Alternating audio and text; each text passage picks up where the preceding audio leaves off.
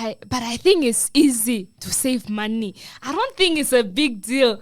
You know, even if you get $1, if you save $1 from 1st January to December, you would have saved 360. So let's make it $10 plus minus. So some people say it's not really difficult to save money, right? So now I wanna hear from you guys, right? Why do students actually struggle to control spending? Why? Is it really peer pressure? I don't think it's just peer pressure. Why do you guys think students struggle to control spending? I wanna hear from you guys. Okay, why do they struggle to? Control spending. Because there's a lot of nice things out there. Yes, that is the honest answer I can give. Yes. Really? That's it. Because I'm thinking from my side, I'm like, is it really peer pressure? Peer pressure from who now? From your other mates. When I say, Hilda has nice pens, I'm also gonna spend pens. And I see the next day, Hilda has a nice shirt, I'm also gonna buy. But I cannot just be buying what Hilda is wearing or. Yeah, that's not like, is it truly peer pressure? It can be a mixture of both. It's also you wanting things and you seeing others having things. So yes. And also the fact that I think what makes it hard for us to save money. Yeah. To control spending. It's because we don't have expenses. So you can spend all your money. You know, even if you spend your last $50, you can still run to your mom. She'll give you. There's no way she would want you to stay at home and for the whole week and not go to school because you ate up your taxi money. So I feel like it's because the responsibility is not that big. That's, yes, it allows us to. Yeah, it allows us to. Yeah. Okay. You don't pay for water, electricity, or all those things. So it's like, so you can just spend it anyhow. Because, I think the elimination of adulthood or adult responsibilities makes it easier for us to choose the free life where we get to spend money and make reckless choices with it, while we choose not to save. I think when that option is eliminated, like I don't have to pay the bills. Like why can I just go clubbing with my girls? Like what is this? I think when that is eliminated, it makes it makes you feel less conscious. Like it makes the weight is off your shoulders a little bit. Like you won't feel that bad about spending the money because you don't have actual responsibilities. Of course, for some cases, there are people that do need to uphold to those circumstances, to those responsibilities, and that's okay. But for most cases, for most students, that is why it falls under that. Yeah. I think this conversation will be different when we're older, when we start working. Yeah, right. When we have responsibilities, when you need to pay electricity, when you need rent. to, Wow, that is a beautiful discussion that we had here actually. And I have a question for you guys. Okay. So, JK, Peya, and Vicky. Okay. Minimum limit on your account. What is our minimum limit? Like the amount that should be on your account that draws the line. That's when you say no to no. That is a great question. Okay. That is a minimum. If I have $50, then I shouldn't buy anything else. Then you're broke like that. Like what amount defines your brokenness? What amount defines yo? I'm rich though. Oh my goodness. Okay, ZEE, are you gonna start or should I? No, you can go. Well, mine is zero when I can no longer withdraw. What? Yes, right. That's your limit. Like I said, guys, I come from a home where there's parents. Even if I have nothing in my account, I'll still come so to you school. have I'll still eat lunch. You have that mentality, yes. like the money is gonna come either way. Money's gonna come. So I'm gonna spend it all. Like I said, this conversation will change when I start working. But for now, this is my reality. For the students that barely get anything, okay, Peya. Oh, Peya. I'm not even gonna deny it, but anyways, so for me, I think the lowest I can probably like go is probably like 100.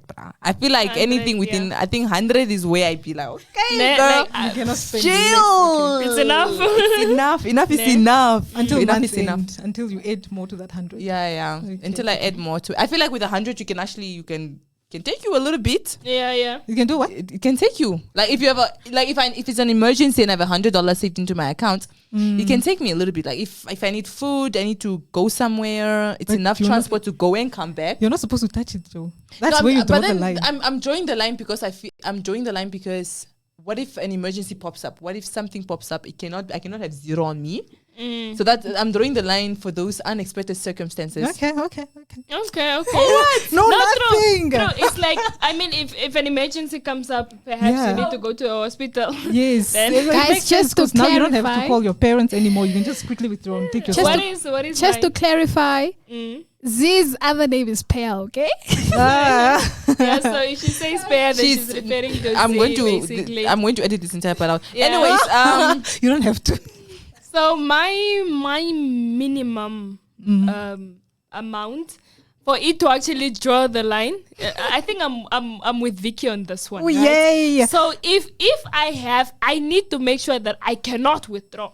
You know, if there's zero on my account, that means it's ridiculous. That's what I mean, what am I sitting and suffering for while I have $100 in my account? No, but it's not. You guys are based on how I understood Hilda's question is, when do you feel like enough is enough? As in, when I'm on zero. No, but like you're saying, why do I need to suffer? It's not about you suffer. You're acting like you don't have anything. You do have something. You're pulling out not for your needs but for your wants. You're listening to that thing that says, "Go get this for yourself." Like when does one stop? Like when does one stop? As in when I'm on zero, basically. But if a question could have been like, okay, when do I know I'm broke? When I know I'm broke, you're not gonna touch it at all. When I know I'm broke, that's when I have $400 in my account. Then I know I am broke. Oh, it works really differently. I am broke because that doesn't make any logical sense. When you're broke, when you're broke, for example. When I'm broke, I don't like using the term when you're broke, but let's say when you're financially not stable that month.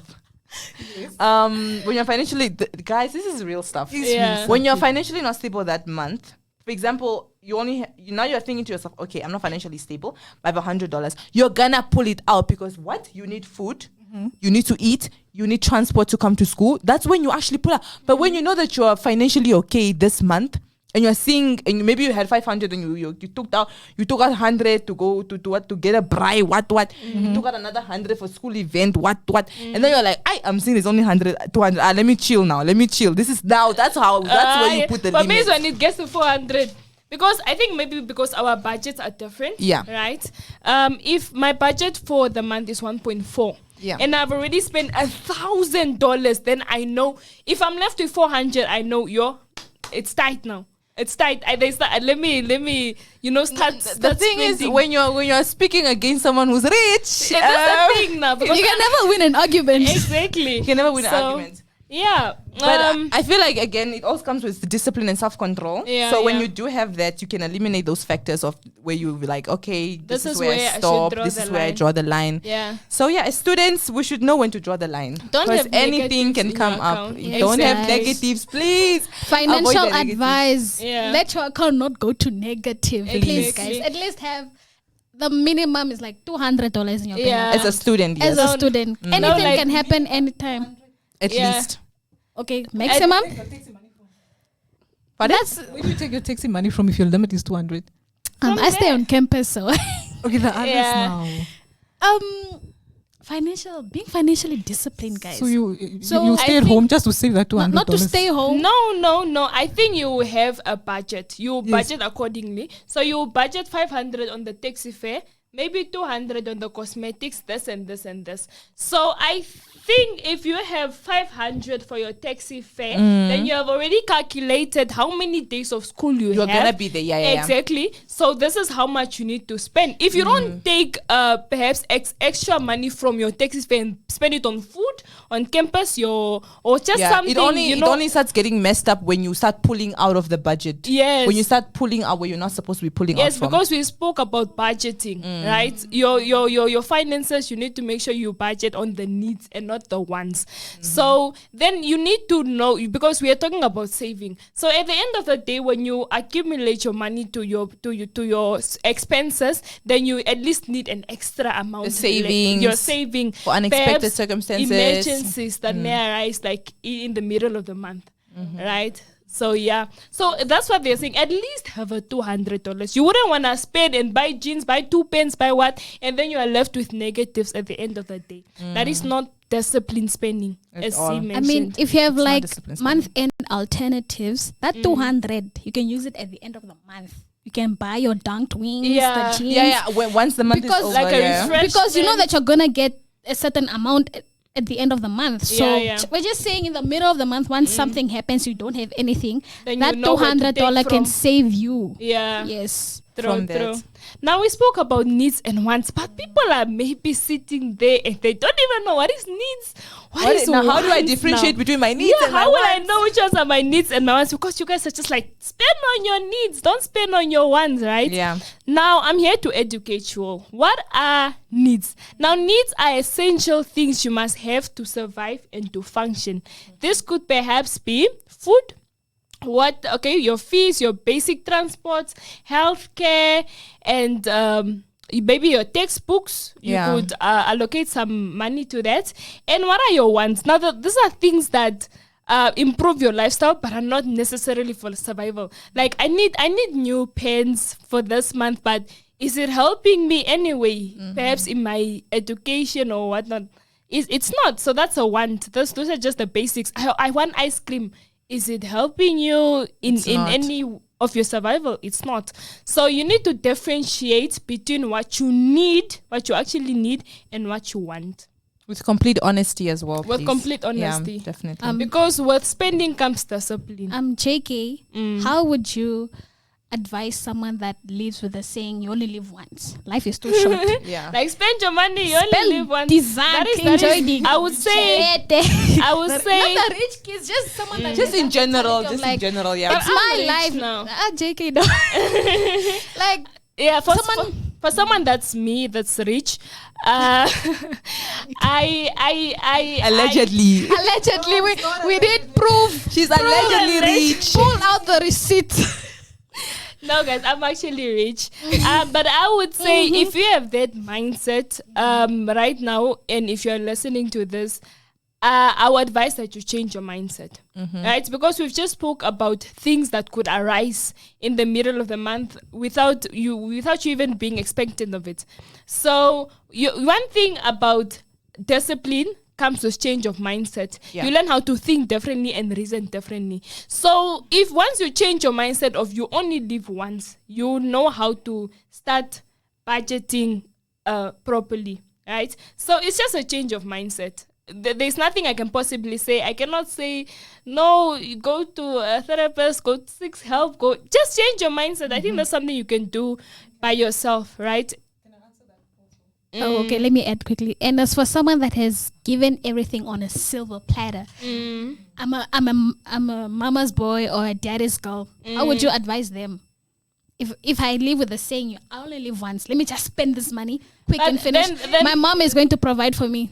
Nothing is going to happen. True. Such people exist. They are. So the fortunate ones, right? The ones that do have. I don't think they need to budget. They don't really. They don't need to budget. Actually, they do. No, they don't. They have. Okay, I should babies we're talking about. They have money for their grandkids, for goodness sakes, without even them having to work at all. I don't. Yeah, okay. I think. But their account never hits zero, though. That's the difference. It does. Should I show you? So Vicky is those kids. Vicky is those kids. Okay, let me tell you a little bit about myself. So I don't get an allowance, right? Right. If I need something, I speak that time and then I get the money. So I cannot buy it. Do you get the money that time? Yeah, or maybe after a few days or so, but I will get it. Not a month. No, not really a month. You're part of those kids. Okay, for example, my taxi fare or it's already paid already. Monthly. Yeah, monthly. Yes, it's already paid monthly. So what am I left with? I don't have nothing to budget for. If I need something, I ask. If they have, they have. If they don't, they don't. I move on. Oh, that is good. So that's my reality. I don't know now for the rich kids. And again, circumstances are different for everybody. So which is why it's important to have discussions that can fit for all different type of situations. Yeah. So people can find themselves in the situation and then relate to it.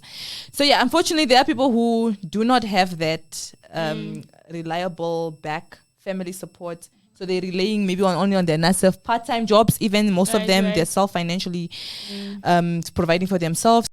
So when the budget comes into play, for them, it's a very big deal. For them, it's important to know exactly how do I allocate this and this?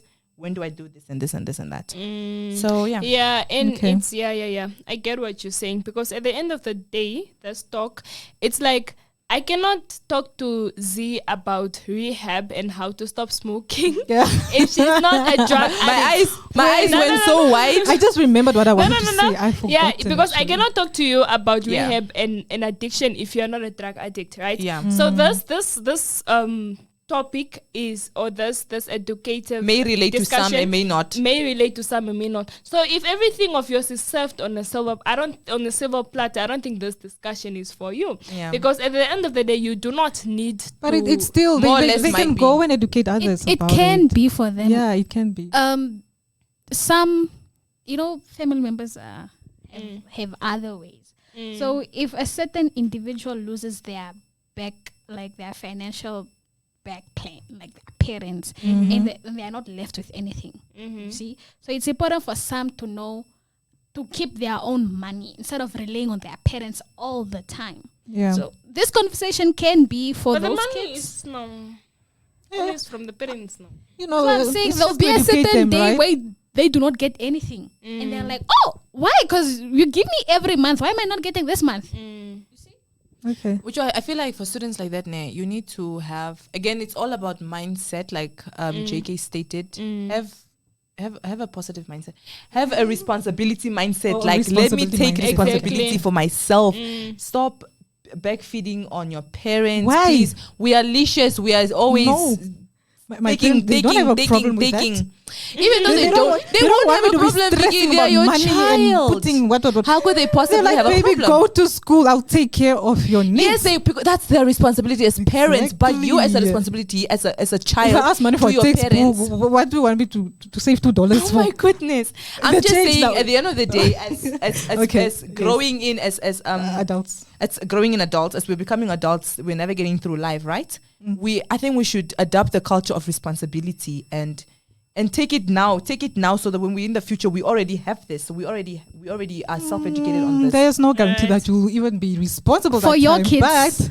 But You already have this for your own kids. wait, before you If the continue. cycle is going to continue, then you should start now. Right. We can go back and forth, but I hope everybody that's in need of this education has been educated. Anyways, wow, we are going on a break.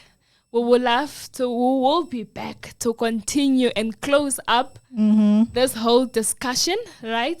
So, let me just play a song from Nasty C and Rantan while we are on the break, and after the break, we will be back with you guys. Nasty C and Runtown, Said.